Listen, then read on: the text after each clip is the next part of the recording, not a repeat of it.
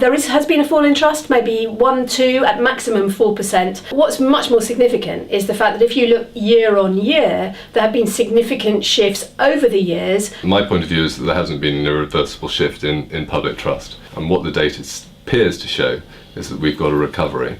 But what is happening in the long term is that the long-term downward trend has accelerated, and that's the big issue.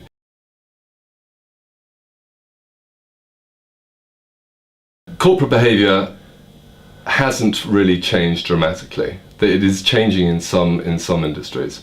It is changing in some countries. The UK, we're beginning to see some of that change. But I would have expected a significant change of corporate behaviour given the crisis that we've been going through. And I would expect them to start talking much more about really what it is that they are going to do differently and how they're going to deliver differently.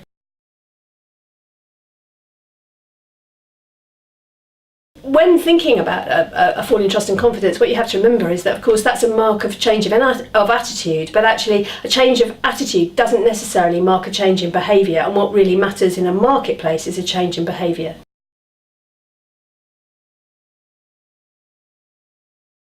Well, when I started the policyholder advocate role, which is now 4 years ago, I was genuinely quite shocked at what I discovered. I think transparency is absolutely key. These things would never survive if there was transparency.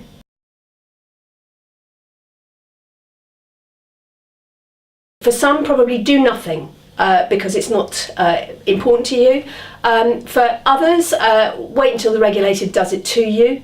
And for those for whom it's really significant, take it into your own hands. But I have to counsel that taking it into your own hands isn't the soft option. No amount of corporate whitewash around things like CSR will do the trick. Taking it into your own hands means taking some significant risks, inviting your consumers right into the organisation to tell you what it is that they think that really matters about what you do and how it needs to change, and then reporting back to them repeatedly. For those who are prepared to take that risk, there's a huge opportunity to really make their mark and build a brand on the basis of trust and confidence.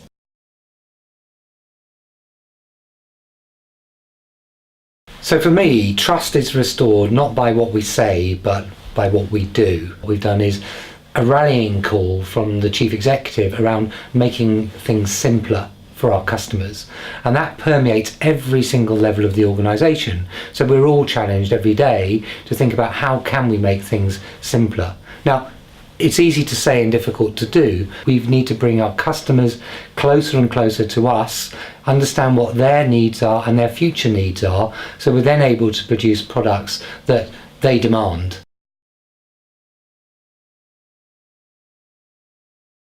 If you want to stand out in the marketplace, you really have to stand for something. You have to deliver on that truth. It's very hard to stand out in the marketplace if you don't have a firm belief at the centre of your organisation, at the centre of your brand. And you need to make sure that you build that belief, and that belief happens in terms of the offer that you make to the market, what the capabilities are that support that offer, what the culture is to make sure those capabilities work together, and then finally it's about the image. I believe that if you're standing for something, you can't just go out and say I'm standing for that. You've got to deliver proof points with actually how you behave and how you deliver on that. The other bit for us from a communications point of view is how well we tell the story. And I think there's been a wonderful corporate to corporate dialogue going on, and that's fought out manfully every day in the pages of the FT and in the House of Commons and many other channels. But there's some core stories that we should be telling around what we do as an organisation, and also what we're doing to bring our customers in and change things over time.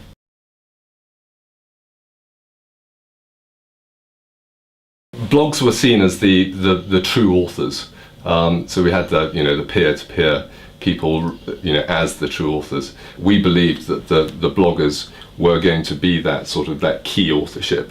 What we've understood is that in the marketplace, in the blogging marketplace, we're seeing a lack of credibility for the blogs at the moment. They seem to have been tainted in the same way that corporates have been tainted, which is a fascinating thing at the early cycle of that, but the belief in blogs is still there.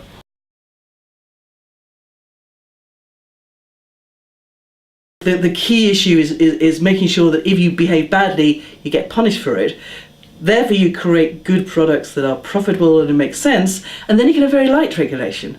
You can actually pull back on a lot of the regulation that's currently done. You don't need the box ticking, you don't need a whole lot of things. You can pull it back to much lighter touch regulation, because you're regulating through effectively creating circumstances where the board polices itself.